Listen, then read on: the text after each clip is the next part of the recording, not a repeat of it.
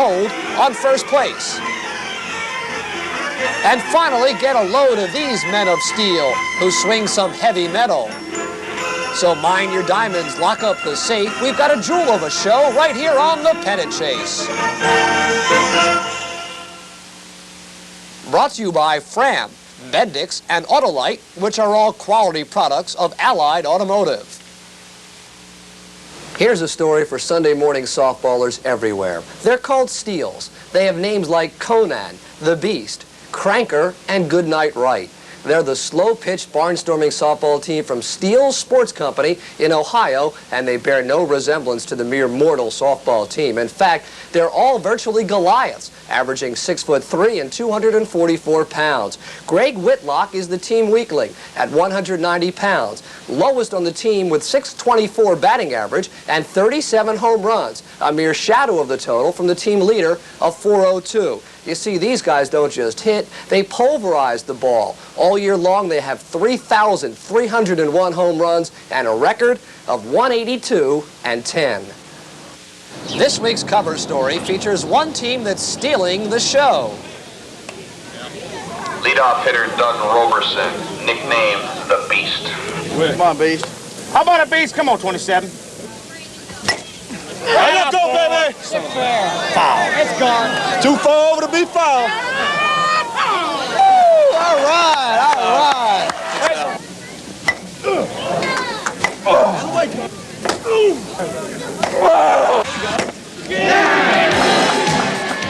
Welcome to Steele Sports Company softball team, whose monster lineup will amaze even the most skeptical fan. For when this traveling show arrives in town, everyone comes to the ballpark. They're harder to see to what kind of human being hits 400 home runs in a year. You know, that's what most of the fans are here for. Mutants, I think, is the word for these guys. Mutant softball players. I think they're all just a little overweight, but they're good players. They're great softball players. Yep. The Steele's players are well paid for their towering efforts, and like traveling salesmen, promote their company products wherever they go, selling Steele sports equipment out of the back of their vans, which do close to 100,000 miles a season for their company headquarters in Grafton, Ohio. Pushing their products in every barnstorming town provides manager Dave Neal and company with virtually all the advertising they ever need. We don't buy too many ads in magazines. We don't 5 minutes, buy any. We'll start the next game. We don't buy any ads on television, and this is our form of advertisement, letting the kids run for the balls in the outfield and showing people what the bat and the ball will do. There's no better salesman than 300-pound Craig Elliott, the best-known player whose legendary home run feats are a towering monument to the excesses of power. Charles Wright is not as well known, but he's closing in on the national record of 451 home runs. Then there's 260-pound Mike Bolin, the team leader, with a 753 batting average and bidding for the record of 769.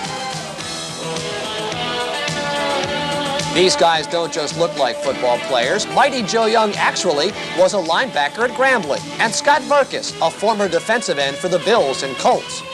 As for former college linebacker Dan Shunk, he too is making the Steels the idol of not just baseball, but softball fans everywhere. Some of these kids over here grew up, instead of rooting for Mickey Mantle, they rooted for Stan Harvey. I think it's the #1 participant sport in the United States now, and people don't realize it's really a sleeping giant.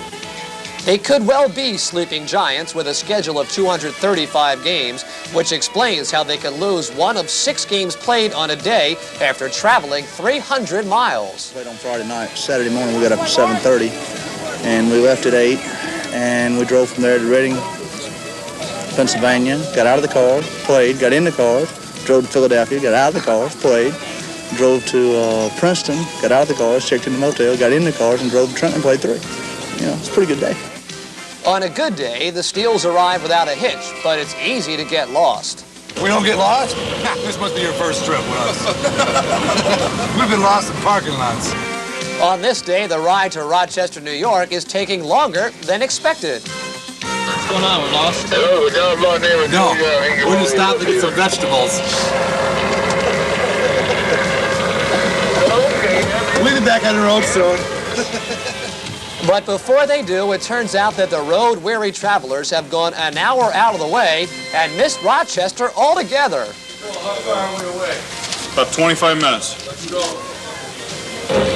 We're back in that same state again, a state of confusion. That's where we always are. We'll get there.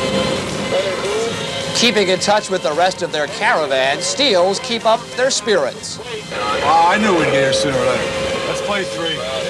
So the traveling stars finally arrive at the ballpark, where they prove to be just as good as their billing. 29 home runs this season. Excuse me, 330. Given Steele's prodigious feats, the favorite seat in the ballpark seems to be beyond the outfield fences, where Steele's souvenirs can easily satisfy the increasingly bigger crowds since they average 17 homers a game. But make no mistake, these men of Steele's don't rely just on home run power to prove their considerable strength or intimidate the opposition. Burkus hit a ball up the middle through the pitcher. I go to my right, caught it, and broke my glove. I came up throwing, and my glove was broke. So were the spirit of the Rochester All-Stars, who lost to the Steeles 42-37. The best thing is, you're playing on the best team in the country, and it's a good feeling. It's kind of like the thing that you work towards all your life, to play on the best team. There isn't a game that we ever play that we think we're going to lose. That's a feeling that you just can't relate to unless you've been on a team like this. Now let's steal away to the news of the week. First, the Reds' Tony Perez announced that he will retire after this season, his 23rd.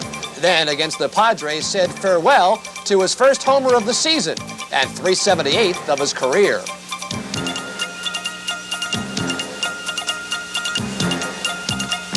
Motoring into the record books, Philadelphia's Juan Samuel became the first National Leaguer ever to reach double figures in homers, doubles, triples, and steals for the 3rd consecutive season.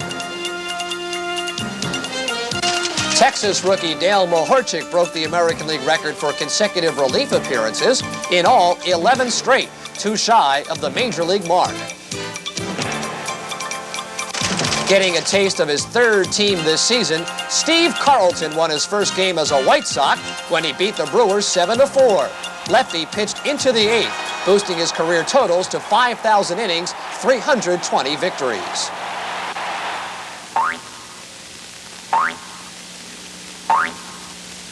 Hey now, want a taste of Major League slip-ups guaranteed to boggle the mind and provide mouth-watering delicacies right before your eyes? Well, here's a full-course meal you can really sink your teeth into.